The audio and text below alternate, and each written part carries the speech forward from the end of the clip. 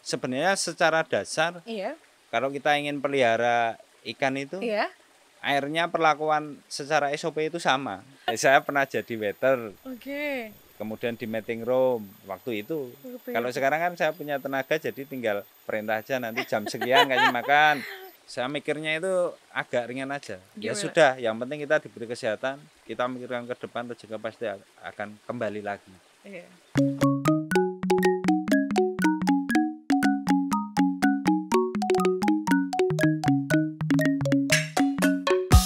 Halo sahabat Tani, wah seru banget kita udah on the spot langsung ngobrol barengan salah satu narasumber yang Feby tunggu-tunggu banget pengen hadirkan di konten ini Tani, yaitu Mas Budi Setiawan dari UPR Budi Fish Farm. Halo Mas, bagaimana kabarnya? Baik, kabar saya baik. Alhamdulillah. Seru banget ya, kayak nyaman banget kalau berada di UPR Budi Fish Farm. Apalagi ada joglonya, kayaknya hati tuh ayem gitu. Bener gak sih Mas? Apa ini cuma perasaan Feby doang karena mungkin ada banyak makhluk hidup mulai dari ikan-ikan yang ada di sini? Ya, yang jelas karena di sini adem ya. Iya bener. Nah, Suasananya adem ya. adem ya. Oke. Nah ini kan UPR. UPR itu singkatan dari Unit Pembenihan Rakyat. Rakyat. Di sini tuh adalah rata-rata ikan konsumsi, betul ya Mas Betul, Budi ya? betul. Ikan konsumsi tuh banyak ya kan, mulai dari ikan nila yang Feby tahu nih ya, ikan Ya. nila, ikan patin, lele, gurame. Itu kan banyak banget. Itu karakternya gimana sih Mas untuk menemukan misalnya karakternya seperti apa untuk bagi pemula yang pengen budidaya? Yang jelas di sini awalnya itu kan karena lele. Oh, Karena yang awalnya lele, ya. Oke. Lele dan gurame. Tapi karena air kami itu bersumber dari sumur, Oke. bukan dari perairan umum. Oke. Nah, akhirnya kami menentukan lele. Nah, tapi dari lele ini kemudian berkembang permintaan pasar itu. Berkembang. Ya, berkembang minta nila, minta bawal, minta ikan mas, Oke. kemudian ada ikan koi. Ikan koi. Ya, Berarti ikan hias juga ada berarti ya? ya cuma koi aja. Nah, itu. Iya. Nah, itu kan harus butuh air mengalir. Betul. Nah, saya menyiasatinya kan belajar dari akuarium itu, melihat akuarium kok di situ koi bisa, ikan bersisik kok bisa. Nah, akhirnya saya pakai blower karena kami belajar perikanan ini karena otodidak, jadi dari melihat proses di situ, karena kami juga awalnya dari hobi aja, senang. Nah, seperti itu. Nah, kemudian lama-kelamaan kami harus budidaya pembesaran. Nah, bagaimana menyiasatinya? Kemudian teknologi dari udang kita terapkan untuk budidaya nila yang membutuhkan oksigen tinggi. Seperti yang di pekarangan kami itu kami manfaatkan untuk budidaya nila pakai kincir. Nah, seperti itu. Biar oksigen yang dihasilkan di kolam juga lebih banyak gitu Iya. maksudnya ya adalah. Jadi kan memang kita harus tahu karakter. Oh, ini lele itu lele, patin, gurame. Ini kan orang yang tidak ikan yang tidak butuh oksigen itu. Oksigen banyak. Nah, sedangkan nila ini kan harus ada oksigen banyak. Nah, bagaimana kita agar pertumbuhan nila ini cepat besar? Ya harus kita kasih oksigen. Kasih aerator atau kasih kincir itu. Salah satunya itu. Ya. Jadi memang beneran kita tuh bener-bener harus paham karakter budidaya yang mau kita proses budidaya gitu, mau proses kita pelihara gitu ya. Iya, betul. Oke. Perlakuannya juga pasti beda juga, mulai dari semuanya, mulai dari kolam, dari air, itu ngaruh gak sih? Ya, Mas ngaruh. Budi? Sebenarnya secara dasar Iya. kalau kita ingin pelihara ikan itu, Iya. airnya perlakuan secara SOP itu sama. Secara SOP-nya justru sama. Sama. Oke. Karena apa? Harus kita siapkan dulu airnya. Umpamanya kolamnya baru ya harus kita rendam agar bau semennya itu hilang. Rendamnya kita pakai, biasanya kalau enggak kita usap-usapkan pakai daun pepaya yang ada di sekitar kita, kalau enggak ya batang pisang. Kita rendam antara 7 sampai 10 hari. 10 hari. Iya. Nah, itu kita rendam. Nanti gosok-gosokkan dindingnya. Setelah 7 sampai 10 hari itu kita bersihkan, kuras, bersihkan lagi, kita keringkan. Nah, kita keringkan, baru diisi air lagi. Air baru. Air baru. Nah, biar kita bersihkan semennya hilang itu tadi toh. kita isi air. Nah, setelah diisi air itu jangan langsung dicari ikan. Ini Nanti nih, rata-rata penting. kan petani habis masukin air terus cari bibit. Iya. Nah, itu sebenarnya kan harus didiamkan dulu antara 5 sampai 7 hari. Oke. Biar keasamannya sudah berkurang. Jadi airnya itu netral gitu loh. Nah, ketika kita rendam itu juga ada perlu perlakuan. Umpamanya kita kasih garam atau kita kasih IM4 semacam probiotik lah Oh iya, kasarnya. baik. Nah, seperti itu. Kita tunggu 5 sampai 7 hari baru kita nyari benih. Oh gitu, kadang kita suka cari benih dulu sebelum menyiapkan kolam dan segala macam. Itu berarti hal fatal banget ya buat pemula. Ya, sebenarnya itu sangat fatal. Walaupun sesehat apapun benih yang kita beli, Seunggul apapun. ya kalau perlakuan secara SOP dasarnya salah, pasti akan impact. Ya itu kadang juga umpamanya kayak musim penghujan sekarang ini ya. Iya. Ini kan musim penghujan yang awal ini. Sebenarnya kan airnya banyak keasamannya, udaranya kotor karena belum lama hujan, polusinya di udara banyak. Oke. Nah, pasti air yang turun nih itu pasti kotor. Jadi pasti ketika kita walaupun sudah 5 atau 7 hari ya harus kita kurangi, ganti air yang baru. Nanti tunggu 2 hari baru kita masukkan. Oh, jadi ada step-stepnya dulu ya, maksudnya mulai dari kolam semennya benar-benar harus dibersihkan, harus digosok dulu gitu. Baru akhirnya kita tunggu berapa hari, airnya juga kita tunggu dulu, baru si benihnya baru boleh masuk gitu, cari gitu. Betul. Jadi tidak hanya asal kolam diisi air langsung beli. Gitu. Nah, rata-rata kan orang awam itu biasanya rata-rata langsung airnya diisi langsung cari. Nah, itu sebenarnya kan harus didiamkan dulu.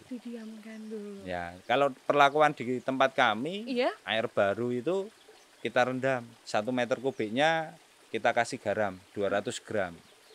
Garam ini Feby awam nih ya, Mas. Ini maksudnya garam yang buat dimasak gitu. Bukan garam dapur. Nah. Garam apa ini tuh? Garam itu untuk ngasih minum hewan itu biasanya. Yang kasar itu loh. Oh, yang kotak-kotak kasar gitu. Bukan gini mana yang sih? kayak pasir. Yang besar-besar itu loh. Nah, itu. Biasanya garam untuk hewan itu tuh. Oh iya. Nanti Feby masukin, kan ceritanya Feby pengen nih ya kan budidaya nila atau budidaya ikan konsumsi. Nanti masih masukin garam dapur, salah juga ya. Ya kalau nanti kan mahal banget. Oh iya. Mahal banget jadi pengeluaran operasionalnya malah jadi mahal gitu. Tapi sebenarnya nggak apa-apa kalau pakai garam dapur juga. Ya kalau umpamanya adanya itu ya. Gimana lagi ya? Iya. Oke. Jadi memang karakter ikan memang benar-benar harus kita cermati dulu, medianya juga dulu harus diperhatikan, baru benihnya unggul gitu ya. Iya betul. Sebenarnya sih kalau buat pemula nih kayak Feby atau kayak sahabat tani yang lagi nonton, itu lebih cocok kolam apa sih buat pemula? Kan sekarang lagi happening banget biovlog nih, maksudnya kita kolam yang terpal gitu. Itu kan lagi booming gitu sekarang. Sebenarnya kalau buat pemula menurut Mas Budi itu yang pas, yang cocok deh buat pemula gitu. Sebenarnya kalau menurut saya semua kolam bisa aja. Oh, semua kolam justru bisa aja. Bisa aja. Umpamanya punyanya kolam tanah, ya sudah ada kok. Kenapa harus menghendaki pakai kolam terpal ya? Oh iya juga. Kecuali memang pemula belum ada kolam, ya saya sarankan dari terpal. Dari terpal dulu. Nah, karena apa? Biayanya lebih murah. Kenapa biayanya lebih murah? Dan itu efektif, bisa dipindah kemana-mana. Umpamanya kayak kolam belat di kolam saya itu. Nah, itu kan di depan rumah umpamanya mau ada event itu kan tinggal digulung, dipindah lagi. Nah, seperti itu toh. Tapi di UPR menyediakan juga kolam terpal dan segala macam nggak sih untuk kebutuhan? Ada. Oke. Range harganya berapa nih, Mas? Ya kalau masalah harga itu nanti bisa nego. Asik, mantap ya sahabat tani. Oke, terus berarti apa aja medianya tuh sebenarnya nggak masalah gitu ya? Oh, nggak masalah. Tapi kita harus tahu nge-treatment si medianya gitu, mulai dari si semennya. Kalau Feby punya kolam tanah gitu, itu nunggu dulu airnya apa bagaimana? Ya airnya dimasukin nanti tingkat ropnya. Rop tuh apa, Mas? Rop itu umpamanya airnya tahu-tahu turun cepat. Oh iya. Nah itu kan harus kita treatment, harus ada air yang masuk. Kalau kolam tanah itu memang harus ada air masuk. Harus ada air yang masuk. Betul. Kalau tidak ada air masuk nanti robnya kan terlalu mengikuti kalau ikannya belum kotorannya banyak. Oke. Kalau kotorannya sudah banyak, nah itu nanti dia akan menyumpat-nyumpat pori-pori. Nah, kita bisa mengurangi debitnya. Umpamanya untuk lele kan cepat. Iya. Umpamanya kita masukkan air aja cukup seminggu sampai 10 hari, kotorannya sudah nyumpeti ini pori-pori. Pori-pori si Nah, tanahnya biar iya, nggak airnya kemana-mana gitu ya. iya betul. Oh, tapi sebenarnya yang lebih kolam tanah itu katanya nih ya, Vivi baru dengar beberapa orang sih kalau kolam tanah tuh dia bisa ngasilin makanan tanpa kita harus kasih makan yang berlebihan seperti kolam semen dan terpal. Betul nggak sih Mas Ya Budi? betul. Karena apa? Karena dia alam ya. Iya. Nah, dia akan muncul ini pakan alaminya, tapi ya tidak sebanyak Yang kita harian. berikan ya. Kalau secara itu kan cuma untuk membantu ketika ikan itu datang, kita tidak kasih makan 2 atau 3 hari sampai 4 hari aja nggak masalah, karena pakan di situ cukup. Cukup. Tapi setelah itu kan tetap harus dikasih makan pabrik ya. Iya bener juga ya. Nanti dia kelaparan ya. Oke, Nanti oke, kalau oke. enggak ya orang rata-rata bikin kolam tanah untungnya gede lah itu tak. Iya bener-bener. Ya, Baik, seperti itu. seperti itu. Terus sebenarnya kalau misalnya pakai kalau kolam-kolam itu kan biasanya pakai filtrase, salah satunya nila. Nila itu pakai filtrase juga nggak sih? Maksudnya kayak air kincir. Filterisasi. Iya, filterisasi. Sebenarnya nggak perlu. Nggak perlu. Nggak perlu. Nah, itu kan saya punya kolam di sana itu kan Iya. nggak pakai filter. Itu Iya. paling saya seminggu sekali kurangi airnya, Tambahin lagi nanti. tambahin lagi. Langsung nambahin apa? Maksudnya ketika kita kurangin langsung kita tambahin hari itu juga Iya. atau nunggu hari? Itu waktunya pagi atau sore. Oke, jadi kalau kita kurangin di pagi hari, sorenya harus sudah terisi lagi berarti? Ya pas pagi itu harus langsung kita Oh, masukin. langsung masukin. Ya.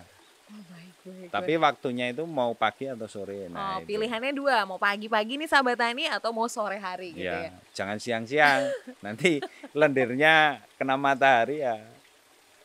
Oh, ngaruh ya? Ya ngaruh. Oh, nanti efeknya gimana tuh Mas Budi kalau misalnya kita Ya siang-siang? pasti stresnya akan tinggi. Ikannya mengalami Ya, stresan gitu ya? ya. Karena ketika dipendekkan air, Mm-mm. airnya itu akan panas sekali. Hmm. Makanya kalau pagi-pagi, sore-sore. Nah, tapi setelah dimasukin air itu jangan langsung dikasih makan. Oh, Umpamanya pagi, iya. ngasih makannya nanti sore. Hmm. Pas jatahnya pagi nggak usah dikasih makan.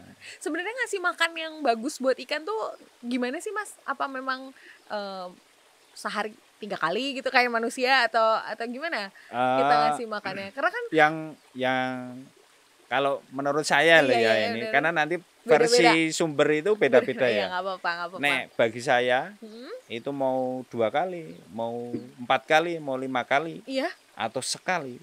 Yang penting kebutuhan pakan ikan itu selama sehari itu terpenuhi. Umpamanya jatahnya 4 sampai 5% Mm-mm, dari berat badan ikan. mm-mm. Nah, itu pokoknya diberikan umpamanya 4% diberikan sekali ya sudah 4% dari berat badan. badannya ikan. Iya.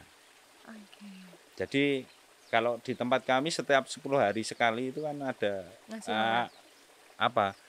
Penambahan. Jadi ditimbang Oke. nanti berat rata-ratanya berapa, kemarin ada kematian berapa. Nanti berat rata-ratanya ketemunya berapa, yang ikan yang hidup berapa. Nah, itu kita kalikan. Kemudian kita berat badannya kita kalikan jumlah ikan yang hidup, kalikan 4%. Nah, itu tinggal nanti mau dibagi 5 kali atau 7 kali ya nggak apa-apa. Nggak Yang masalah. penting sehari jatahnya 4% dari berat badan. Oke. Jadi kebutuhan makan si ikan tuh terpenuhi istilahnya Iya, gitu ya. betul. Jadi nggak masalah mau ngasih makannya berapa aja gitu. Iya. Maksudnya sehari berapa kali atau berapa Iya. kalinya. Oh. Karena kan ngasih makan ikan tuh menyenangkan ya. Kalau buat Feby tuh kayak hiburan gitu, kayak rekreasi, karena ketika kita ngasih makan tuh dia kayak langsung pada keluar dari kolam. Ya, sebenarnya itu awal usaha saya di situ. Dulu saya kan kerja di sapir ya. Iya. Jadi kerjanya itu kan ya berat karena angkat junjung gitu. Lah, saya pernah jadi waiter, Oke. kemudian di meeting room. Nah, itu kan kalau umpamanya ada meeting atau apa-apa itu kan harus selesai saat itu. Nah, Iya. pulang capek-capek ngopi sambil ngerokok ngasih makan ikan. Jadi umpamanya saya pulang jam 11 malam, ya ngasih makannya habis saya pulang. Jam 11 malam itu justru. Iya, waktu itu. Waktu Kalau itu. sekarang kan saya punya tenaga jadi tinggal perintah aja nanti jam sekian ngasih makan. Kalau hujan Iya. jangan kasih makan, biar puasa. Biar puasa. Iya. Karena Karena nanti kalau pas hujan kita kasih makan itu akan berimpact juga. oh gitu. Iya.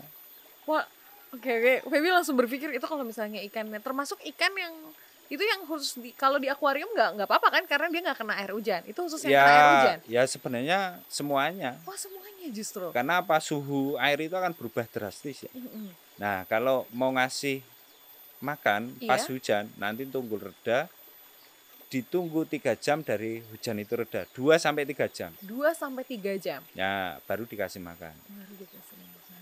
Tapi jangan dipaksa.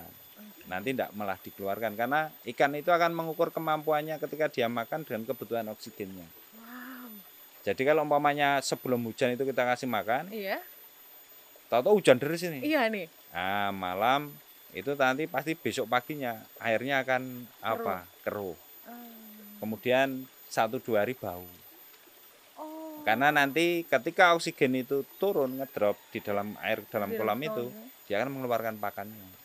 Hmm. Nah, itulah yang menyebabkan amonia. Oke. Nah, untuk pemula juga ketika mau nebar di awal, Iya. ngasih makannya cuma separuhnya dari jatahnya. Dari jatahnya si 4% itu, Iya, berarti betul. 2%-an gitu ya. Ya, Oh. jangan langsung kasih kenyang. Memang ikan itu mau makan aja terus. Iya, bener. Tapi harus kita kurangi karena Oke. apa? Nanti ekosistem dalam air belum berjalan secara lancar. Nah, nanti nunggu 1 minggu baru kita porsikan Sesuai 4% sesuai itu. 4% sampai 5% itu tadi. Luar biasa. Tapi juga soalnya kan kadang banyak ya itu ketika beli langsung mati misalnya gitu ya itu Iya. mungkin SOP tadi tidak digunakan gitu Betul. ya. Oke. Terus gini, untuk kita udah ngikutin SOP mulai dari medianya dan segala macamnya. Untuk benih nih kita kan juga pemula nggak ngerti nih untuk benih yang bagus itu seperti apa dan bagaimana gitu. Ya, benih yang bagus, Mm-mm. mungkin kan kita tidak tahu ya. Iya. Petani si A, B itu sudah sertifikasi atau belum? Mempunyai Oh, sertifikat kasih. induknya belum? Oke. Karena kan yang kuncinya itu kan induk memang harus yang jelas tidak asal induk, asal gede itu. Nah, taunya nek gede itu bagus, Iya. belum tentu. Oh, belum tentu. Karena nanti akan mengaruh di ketika budidayanya. Antara FCR dengan pakannya ini dengan berat badannya seimbang atau tidak. FCR apa itu Mas Budi? Food ratio. Oh, food ratio. Nah, jadi makanan umpamanya kalau lele itu kan Iya. 1 kilo pakan menjadi 1 kilo daging. Oke. Jadi selama masa dia pelihara itu Iya. umpamanya 1000 ekor, Mm-mm. berarti butuhnya kira-kira umpamanya nanti panennya di angka 10 ekor ya, Iya. berarti butuhnya tinggal 1000 bagi 10, 1000 bagi 10. berarti 100 Terus- kilo. Iya, 100 kilo. Nah, kebutuhannya pakan 100 kilo sampai panen. Oke. Nah, kalau nilai itu antara 1,3 sampai 1,5 kilo Kilo? menjadi 1 kilo daging. Oh. Jadi food ratio makanan ikan itu akan berbeda-beda antara ikan A, B, C, D. Oke. Jadi kalau nila mah 1,5 kilo jadinya 1 kilo di badan nila gitu ya. Nah, Kalau lele ketika kita kasih makan 1 kilo ke badan lele pun jadi 1 kilo gitu. iya rata-rata seperti itu. Jadi kenapa ada kalau orang sekarang berpacu bikin probiotik fermentasi, Iya. probiotik, kemudian di samping itu kemudian teknologi ya macam-macam, ada kayak bioflok, kemudian Iya. pakai kincir. Ini sebenarnya kan untuk mengurangi food rasionya tadi, Ah, gitu. biar pakannya lebih hemat. Oke. Tapi kemampuannya sesuai dengan targetnya. Jadi keuntungan petani semakin tinggi. Semakin tinggi. Sebenarnya kan seperti itu. Makanya kan kita apalagi sekarang kan Mbah Google gampang tuh nyari referensi ya Iya seperti sih. itu. Tapi kan yang dipercaya juga susah nih. Kita kan juga nggak tahu nih yang kira-kira bagus gitu untuk kita ambil benihnya gitu. Ya yang jelas kalau umpamanya kita tidak tahu tadi ya, Ya, secara sertifikasi. Iya. Yang jelas gerakannya ikan lincah. Oke. Umpamanya ada percikan itu dia berlawanan. Jadi ini ada pancuran itu ikannya ngikutin itu loh. Oh, Berarti ini ikannya Sehat. sehat. Kemudian tidak ada luka-luka putih itu biasanya. Kalau sudah luka tapi sudah putih itu berarti sudah jamuran. Udah jamuran ikannya. Iya. Nah, itu biasanya jamuran itu bukan juga penyebabnya macam-macam. Ada yang karena airnya itu tadi, Iya. karena amonia, kemudian salah tangkapnya kasar. Nah, seperti itu. Jadi jamur itu nanti kategorikan tergantung penanganan ikan itu tadi ya. Iya. Kolam, Iya. cara nangkapnya. Cara nangkapnya. Iya, kalau kasar ya pasti kan ikan luka toh. Mau kita aja kalau dikasari ya pasti Iya, luka kok. luka ya, luka Iya. hati ya kan. Luka fisik. Betul. Oh, gitu-gitu. Tapi kalau misalnya pakan ikan gitu, ada vitaminnya nggak sih kita kalau ngasih vitamin buat ikannya biar tambah bagus gitu atau Ada. oh ada ya. Ada. Jadi walaupun bukan ikan hias, misalnya ikan konsumsi juga ada vitaminnya ada Ada. segala macam. Ada. Oh, oke. Kalau kami biasanya pakai yang alam aja, oh yang alam, mengkudu. mengkudu, Ya, mengkudunya diapain itu Mas Budi? diperas aja airnya. Kan pahit, tapi Wah, mengkudu itu kan vitamin C-nya banyak. iya. Nah, itu diperas, nanti campur air terus pas nyampur pakan itu kasihkan aja. Oke. Tapi disaring. Nggak disaring pun nggak apa-apa. Nggak apa-apa. Nggak apa-apa. Oke. Seperti itu. Oke, Mas Budi, kita tadi udah ngebahas tentang rasio food ya, Ya. rasio makanan untuk ikan, ya kan? Ini Feby mau langsung nih penasaran dan beralih karena apa ya? Karena kalau kita misalnya pengen berusaha itu kan dari awalnya kan Mas Budi bekerja, Ya. terus sekarang udah usaha yang sudah mencetak ratusan juta. Wah. Wah, sudah Itu uangnya petani itu. kayak petani ya, maksudnya sudah sukses lah, dikatakan sukses dan bermanfaat buat orang banyak ya Iya. kan. Nah itu tuh ada nggak sih kayak misalnya yang harus diperhatikan kita pemula untuk berbisnis di perikanan ini? Yang jelas kita mau apa ya? Kalau mau berbisnis itu kan kita lihat umpamanya, yang paling mudah dulu umpamanya, karena kalau umpamanya sumber daya alamnya kita itu yang kita punya itu umpamanya airnya terbatas ya lele atau Oke. apa. Oh iya. Kalau umpamanya airnya ngalir deras ya nila, bawal, atau ikan mas. Itu kan butuh air yang deras. Oke. Jadi ketika mau pelihara itu kita hitungan itu. Kemudian rata-rata itu orang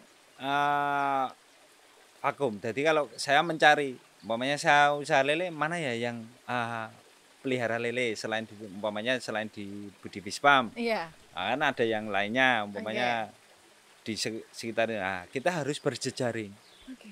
Ketika berjejaring itu, ketika ada kesulitan itu kita, umpamanya penjualan atau masalah Pasar gitu ya, itu iya. kan, nanti si A nggak bisa B, bisa C, saling tolong menolong. Nah seperti itu.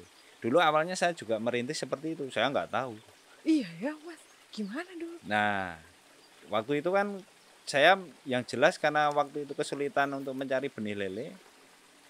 Ketika ingin membesarkan lele, saya harus mijakan. Nah, saya belajar dari petani A, petani B, petani C. Dulu saya belajar sampai Imogiri, Oke. sampai Beji, Bantul sana, sama om saya. Nah, saya belajar di sana. Terus pas gempa 2006 itu, di sana itu air terbatas kok bisa. Ada kolam-kolam itu waktu gempa itu karena saya dulu juga di LSM ya di Satu Nama. Nah, di situ saya ikut pas korban itu kan saya di situ kok lihat banyak kolam. Nah, di situ saya sambil bantu ya sambil tanya-tanya di situ. Itu pakai air sumur, Mas. Peliharaannya apa? Lele, gurame. Nah, seperti itu. Nah, dari situ tuh kemudian saya saya membesarkan lele aja di rumah. Akhirnya saya mencoba, gagal. Gagal lagi. Ya, kita tidak menyerah. Harus belajar lagi karena saya belajarnya otodidak loh. Iya. Karena basic saya juga matematika komputer. Matematika komputer bukan justru. orang perikanan, jadi kan harus belajar di situ. Makanya saya belajar. Tidak pernah namanya orang budidaya itu jangan pernah berhenti belajar karena apa? Karena kita penduduknya semakin padat pasti sterilnya air itu kan pasti berkurang ya. Oke. Makanya kan kenapa tadi saya perlakuan awal harus digaram biar parasit itu mati. Intinya itu seperti itu. Kemudian berjejaring. Nah, itu baku orang mau mulai usaha. Harus punya membangun jaringan jaringan. Sama umpamanya saya mau nila ya sudah mencari petani nila. nila yang lainnya. Jadi ketika sudah bisa bertanya. Ada solusinya bertanya ke A, B, C. Nah, gitu. Tapi kan nggak semua tempat bisa share ilmunya kan, Mas. Biasanya kan Ya kita fan-fan aja ditolak ya cari yang lainnya yang mau. kayaknya iya sih. Ya Jangan pasti, menyerah gitu ya. ya maksudnya. Apapun ketika usaha apapun jangan pernah menyerah. Kalau kita melakukan sesuatu usaha itu yang jelas jangan mudah putus asa, jangan menyerah. Kalau kita sudah di tengah-tengah ya harus lanjut apapun resikonya. Jadi kadang kalau kita lagi usaha terus di posisi tantangan kan kita mundur lagi untuk Nah, itu kan sama aja membuang modal yang sudah kita lakukan. Oke. Nah, ketika mau usaha itu kan orang harus berani rugi. Kalau nggak berani rugi jangan pernah menjadi pengusaha, jadilah karyawan. Iya ya bener ya.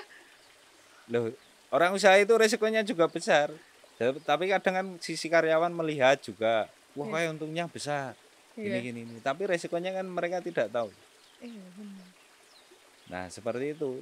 Makanya ketika saya ngambil di petani ada masalah pasti saya komunikasikan. Ini loh ikanmu kok ini. Jadi dicari kesalahannya di mana. Biar nanti tidak terulang.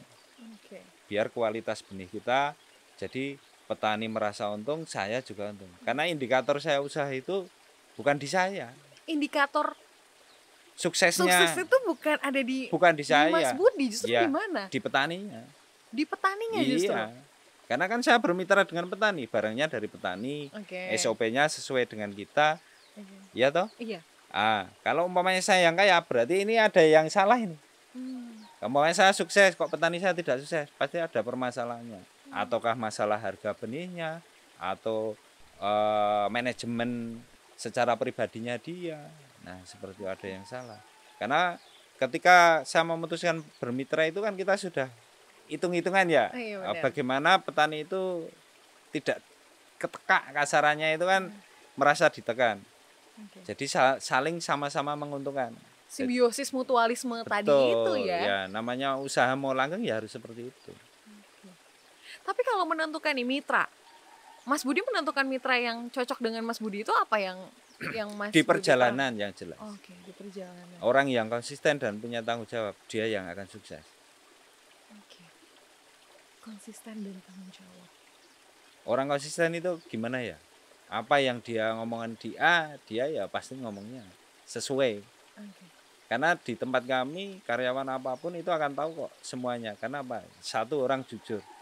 Karakter orang jujur itu kan susah sekarang mencari orang jujur. Ya. Karena ATM di bisnis saya itu semua karyawan tahu pinnya. ATM Mas Budi, Iya, karyawan Mas Budi tahu semua. tahu, nanti jenengan bisa tanya. Kok bisa seterbuka itu? Mas Budi nggak takut nanti uangnya dibawa lari? Yang penting kita masih dikasih kesehatan. Masalah rezeki itu Tuhan yang ngatur. Makanya berbisnis itu siap secara mental itu. Jadi tidak hanya mengejar materi saja, tapi kan kita harus ngasih pendidikan yang bagus ya. Iya. Istilahnya kita itu sekarang orang nyari jujur itu susah. Kalau karakter yang lainnya, kalau jujurnya sudah bisa, karakter yang lainnya itu sudah bisa. Bisa dibentuk ibaratnya gitu Ya, ya. betul. Jadi pondasi awal adalah kejujuran. Di situ orang usaha. Di situ orang usaha. Kalau umpamanya saya tidak jujur dengan petani, saya tidak akan langgeng sampai sekarang. Oh iya. Dengan situasi pandemi seperti ini, Iya. justru kepercayaan petani ke kami itu semakin banyak. Semakin banyak. Makanya kami muncul ide-ide yang lainnya kayak bikin pakan mandiri. Sisa Wow. dari pakan mandiri kita untuk penggemukan sapi. Nah, seperti Penggemukan sapi. Iya. Justru selama pandemi itu kita semakin berinovasi, semakin tertantang. Justru semakin tertantang tidak tidur ya. Iya. Nah, kalau dilihat itu digali itu mau dibikin apa? Mesti orang penasaran. Itu mau bikin untuk cacing. Nah, seperti itu. Karena anak-anak kalau kamu ingin meningkat ya sudah produksi aja. Apa yang kamu bisa untuk menambah income kalian. Iya betul. Nanti kosnya habis berapa, keuntungannya ya sudah bagi rata semuanya. Yang penting saya mendapatkan benih yang saya tahu. Minimal mengurangi resiko. Oke. Karena mayoritas saya itu kan usaha saya kan pengiriman ya. Iya. 70% kan pengiriman keluar Jawa. Jadi Keluar. risikonya tinggi ya. Kan Apalagi gitu. kalau waktu di stop itu ya berpengaruh sekali kan Oh, stop itu bandara gitu. ya nggak tidur 2 hari 3 malam. Hari 3 malam. Saya memikirkan karyawan. Iya Nanti sih. kalau mau ini stop nggak ada pemasukan bagaimana? Iya sih bener ya. Nah, tapi Tuhan tidak akan pernah tidur. Iya, Kalau bener. seperti sekarang kita ya keuntungan saya punya pelanggan gitu aja. Yang continue belinya ke kita gitu ya. betul. Oke, menarik. Ini fenomena kan pasar ikan konsumsi itu pasti akan maksudnya banyak ya, Ya. karena kan tiap hari kita konsumsi dan termasuk protein yang murah dibanding protein yang lain gitu kan. Nah, itu petani untuk menjaga petani untuk continue untuk berbudidaya itu gimana? Karena kan kadang sekarang lagi musiman nih. Ya, Kemarin musim ikan cupang, ya. ikan ini, ikan itu, semua orang berlomba-lomba. Tapi mereka ketika Titik jenuh. titik jenuh dan mereka udah yaudah gitu aja gitu. Ya, sebenarnya kalau budidaya konsumsi ya, Iya, saya sarankan ya harus mempunyai kolam 12 sampai 13 12 sampai 13. kolam. Umpamanya kemampuannya pakai base itu ya sudah pakai base sesuai kemampuannya. Oke. Jadi tidak usah dipaksakan, tapi nanti kontennya tiap minggu masukin, tiap minggu masukin, tiap minggu masukin. Jadi nanti muter. Oh, oke. Kalau muter itu kalau ada kontinuitas, Iya, jadi tidak akan terasa berat. Memang berat itu ketika Di awal ya? di awal. Apapun orang usaha itu di awal. ya berat di awal. Ya, di awal itu akan berat. Nah, di situ. Dulu ya orang memulai usaha itu, tapi kadang orang melihat itu enaknya ya, Mbak. Iya ya. Tidak mau lihat prosesnya ya. Tapi justru Bibi juga pengen tahu untuk lika-liku hingga pada posisi sekarang kan juga kita perlu tahu ya biar ketika lihat tuh jangan ya untungnya aja tapi untuk kita berani berdarah-darah nggak untuk usaha ini gitu kan. Nah, sebenarnya itu kan ya itu tadi sebenarnya Iya. sudah saya cerita dari awal itu tadi kan mental ketika kita mau melakukan usaha itu nyawanya itu harus double itu. Nyawanya harus double. Jadi ketika ada risiko apapun kita tidak usah putus asa atau patah semangat. Iya. Jadi umpamanya ada risiko apapun ya harus kita berani bertanggung jawab. Jadi umpamanya rugi pasti besok tidak akan rugi. Oke. Apalagi umpamanya orang pembenihan, karena awalnya saya pembenihan jadi saya tahu ketika ini rugi, oh besok nggak akan rugi pasti. Pasti ya. Iya. Betul. Kenapa? Ya itu tadi saya sudah ngomong tau, Iya. Gusti itu tidak akan pernah tidur kok. Iya sih benar. Pasti kita akan, kalau kita semangat terus pantang menyerah ya pasti ya kita akan Menuai hasil. menuai hasil. Pasti ada perjalanan kita ada keberuntungan, pasti ada tuh. Iya. Nah nggak Ya, mungkin mungkin. kita akan jatuh terus. Iya. Wah, orang usaha aja kadang naik kadang turun kadang naik. Nah justru semakin kayak geraji ya. Geraji itu kan Gergaji. giginya naik turun naik Iya, turun. benar-benar. Semakin ini kita diuji terus, Iya. semakin kita dengan segala kemungkinan itu safety. Oh, Kalau saya ibaratnya itu geraji. oke. Kenapa? Semakin biasa semakin aman. Kalau umpamanya kita ngirim ke sana, pulangnya harus bawa apa? Itu kan juga geraji tuh. Iya. Ke sana ngantar ikan. Umpamanya Pulangnya. saya ngirim ke Semarang itu, Iya. pulangnya bawa ikan asin, nah itu. Kita olah bikin tepung ikan, nah kan gitu. Oh, wow. Jadi ketika ke sana harus mikirkan pulangnya bawa apa? Bawa apa gitu. Iya. Wah, ini menarik nih. Jarang banget kita kalau ke suatu tempat berpikir bahwa apa yang bisa kita ambil dari daerah itu untuk kita buat sesuatu inovasi apa, bener gak sih? Iya. Kan jarang orang berpikiran sampai sejauh sana. Iya. Biasanya ke sana ke suatu daerah hanya untuk rekreasi, untuk menghilangkan penat, tapi dia tidak tahu apa yang bisa dia manfaatkan atau diusahakan gitu ya. Ini tuh mental wirausaha kali ya itu. Iya. Kayak kemarin teman saya. Iya. Kok kamu habis ngantar ngirim kan Bandara Semarang ya? Iya. Nanti pulangnya kamu ke Tambak Loro. Cari ikan segar di nelayan. Oke. Karena kemarin saya dapat info teman di sana itu kesulitan ketika mengeringkan, baunya menyengat itu. Baunya menyengat. Nah, karena dijemur ya. Iya. Itu kan pemukiman padat. Oke. Nah, coba ke sana nanti nemuin si ini. Iya. Oh iya, ya sudah nemuin sana, pulang udah nanti nyoba aja kita 3 kental atau 2 kental. Manut aja regane. Wong kita baru istilahnya awal. Oke. Nah, untuk menjadi mitra itu kan kita manut aja. Gitu. Nanti kalau sudah terbentuk, oh ini orangnya kentunya, Mas. Harganya nanti dia mau tidak mau kan pasti menurunkan. Iya, karena kan Nah, kita repeat order. Betul. Dari situ. Nah, makanya di masa pandemi itu justru banyak ide-ide gila itu tadi. Datang. Walaupun nggak punya uang, Walaupun nggak punya uang, tapi itu iya, secara otomatis ada ide-ide keluar yang Iya. yang inovatif gitu. iya betul. Menarik yang gergaji. Itu Feby namanya lika-liku kehidupan apa naik turun kehidupan. Feby pengen tahu dong Mas Budi bisa share ke kita untuk titik terendah yang pernah Mas Budi alami pada saat itu. Pada Gua awal usaha 2012. saat 2012. Ya. Itu seperti apa Mas Budi? Jadi waktu itu saya dapat orderan via teman yang sudah bersahabat 3 tahun. Udah sahabatan 3 tahun? Sudah jalin 3 tahunan. Ya. Nah, kakaknya itu kan ada di Makassar sana. Oke. Itu minta orderan.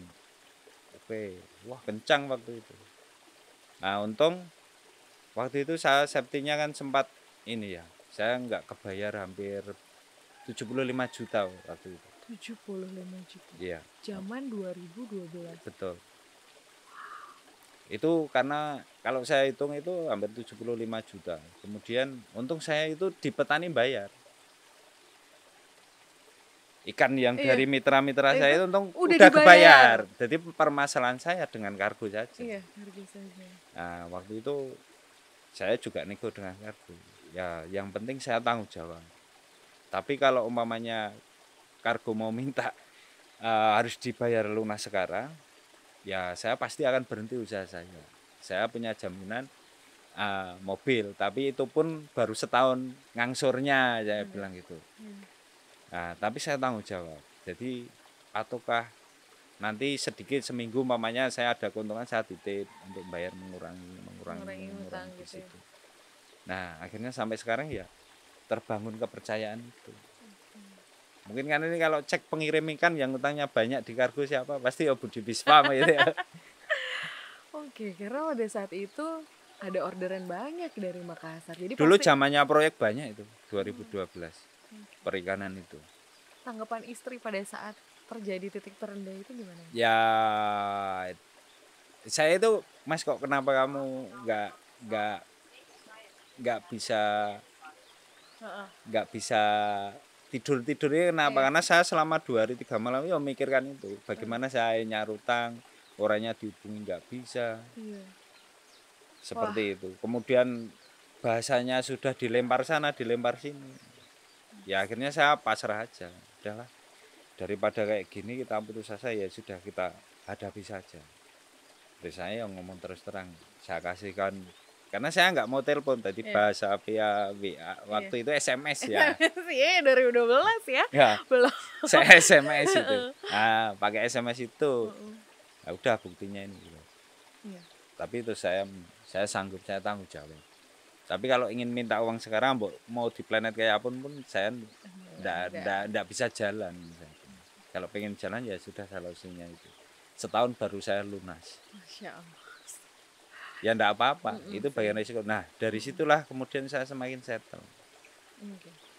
Berarti orang yang seperti ini, jadi saya sekarang itu orang yang tidak, umpamanya ini ada besar gini nih, ya saya enggak merungsing gitu ya. Ya, betul. Justru malah saya konsumen yang dia pembudidaya. Oke, konsumen yang dia pembudidaya. Ya, pembudidaya pembesaran. Karena saya kan fokusnya di pembenihan ya. Iya. Nah, di situ. Nah, ada 5 tahun ini ya saya safety di situ. Jadi ketika di pandemi ini, wah saya ya agak ketir-ketir itu. Ternyata justru pemerintahan di sana lebih kencang. Lebih kencang. berarti ini orang banyak. Akhirnya kan yang di sana juga bermitra dengan petani. Iya. Benih saya ditebar beberapa petani. Iya. Nanti ketika remaja dimasukkan ke karambanya dia. Oh, gitu. Dulu saya kerjasama dengan, kalau saya sebut Pak Julius ya di Iya. sana. Di Pontianak itu dari 265 karamba sekarang 1365. 1.300 365 isi karamba. satu karambanya kan berarti gede banget kan ya? Dia ada 4 lokasi di Sungai Kapuas. Dia sebulan rata-rata ya larva nila itu kebutuhannya 4 sampai 8 juta. 4 sampai 8 juta larva. Iya. Sampai sekarang. Sampai sekarang. Nah, di situ saya safety aman. Oh, ternyata ya sempat dia juga curhat ke saya. Iya. Mas, ini susah gimana ya? Saya belum bisa bayar punya Mas Budi. Iya. Ya udah Pak, nanti sambil jalan aja karena saya juga eksportirnya macet Mas ini. Nggak bisa mengeluarkan. Karena dia juga jual filet konsumsi ya Iya. keluar ke Cina. Nah, itu nggak bisa Mas. Saya harus bayar pakan ke pabrik harus ini. Iya. Nah, ya sudah Pak, mari kita bangkit bersama. saya Bangkit bilang. bersama ya. Ya Oke. akhirnya lancar sampai sekarang. Alhamdulillah. Nah, Pokoknya itu. proses itu pahitnya dulu padahal udah sahabatan 3 tahun. Iya, yang di Makassar itu. Aduh, itu rasa kecewanya 2 kali lipat, bukan hanya uangnya tapi rasa percaya dan rasa ini ya, kecewanya juga kan tinggi juga, apalagi kan deket posisinya gitu ya. Ya, karena saya mikirnya itu agak ringan aja. Ya Gimana? sudah, yang penting kita diberi kesehatan, kita mikirkan ke depan rezeki pasti akan kembali lagi. Iya. Apalagi kita juga usahanya mikirin orang lain ya, karyawan kita, yang lain-lain. Petani kita. Petani Waktu juga. pandemi itu petani yang saya pikirkan. Oke, yang nggak tidur 2 hari, 3 Ya, hari. nanti malam. kalau yang sudah terjalin rapi, barangnya tidak keluar bagaimana? Numpuk. Numpuk. Nah, ya untung cuma 1 bulan lah. Seperti itu. Baik. Oke, tadi kita ngomongin adalah titik terendah. Ini kalau ngomongin keuntungan terbesar selama berjalannya bisnis perikanan Budi Fish Farm ini apa nih Mas? Karena saya tidak pernah berpikiran untung. Jadi saya ketika untung, Tidak pernah menghitung untung berapa belum pernah. omset segala macam gitu. Tidak. Kenapa? Jadi saya itu kayak kolam tumbuh ya. Oke. Jadi dari berapa kolam, ada rezeki ya bikin kolam, ada rezeki bikin kolam. Oke. Seperti itu. Kemudian ada apa ya sudah. Karena namanya jiwa kita bisnis usaha kan makanya tadi toh. Oh iya sih. Merambat terus tadi bikin pakan mandiri, Iya, merambat. pengembukaan sapi. Iya, Nah, bener. seperti itu. Kemudian pembesaran ikan nila, nah seperti itu. Karena apa ya? Ya itu sambil jalan aja. Yang penting kita melakukan apa yang kita lakukan ini enjoy, senang. Walaupun kadang rugi, ya itu dinamika orang usaha itu. Kalau nggak mau rugi ya jangan usaha. Betul. Kalau misalnya kita nggak siap buat rugi, ya jangan siap untuk menerima limpahan rezeki banyak gitu ibaratnya usahanya sukses gitu kan ya. Iya. Oke, ini terakhir nih Mas Budi untuk himbauan nih untuk pemula yang pengen budidaya atau ada sedikit kata-kata, sepatah kata, 2 patah kata untuk pembudidaya pemula apa nih Mas? Kalau saya ketika memulai usaha, kamu harus merasa happy. Oke. Dan itu ketika kamu happy, apakah yang kamu lakukan itu pasti kan adem. Kalau adem itu energinya positif itu. Pasti ya. Ya, apalagi kalau kita melakukan kegiatan yang positif tidak merugikan apapun, pasti akan berhasil. Pasti akan berhasil. Baik sahabat Tani, terima kasih banyak Mas Budi sudah berbagi Sama-sama Mbak Febi. ilmu pengetahuan dan ilmu hidup. Ya kan kalau udah ngomongin soal perikanan, peternakan, pertanian tuh kita lagi belajar tentang ilmu hidup. Terima kasih banyak matur suan sangat. Sahabat Sama-sama. Tani, well done, sudah selesai. Kita sudah otomatis mengakhiri perjumpaan kita hari ini bersama Mas Budi Fish Farm. Dan sampai jumpa di lain kesempatan. Wassalamualaikum warahmatullahi wabarakatuh.